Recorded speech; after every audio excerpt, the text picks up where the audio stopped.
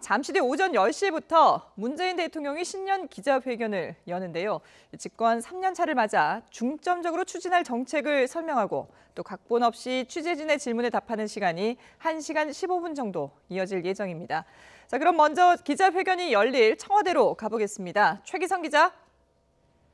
네, 청와대 춘추관입니다. 예, 자, 기자회견이 한 30분 정도 남아 있는데요. 현장 분위기 어떻습니까? 네, 이른 아침부터 이곳 청와대 춘추관은 취재진 180여 명이 몰리면서 붐비고 있습니다. 청와대는 문재인 대통령의 두 번째 신년 기자회견을 최대한 자유로운 분위기로 진행하겠다고 설명했습니다. 오전 10시에 먼저 문 대통령이 청와대 본관에서 모두 발언을 통해 새 국정 운영 계획을 밝힙니다.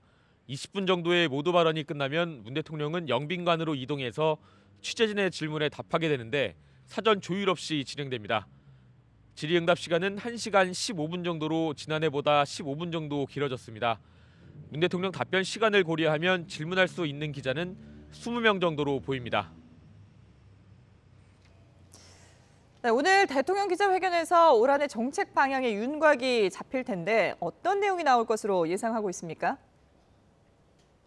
네, 일단 기자회견문은 최근 악화한 민생 경제를 고려해서 문 대통령이 강조하고 있는 혁신적 포용 국가를 더 쉽게 풀어내는 내용이 될 것으로 보입니다.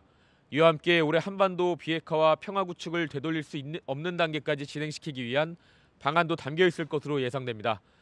질의응답은 질문이 한 분야에만 쏠리는 것을 방지하기 위해서 외교 안보, 민생 경제, 정치, 사회 문화 분야 순서로 진행될 예정입니다.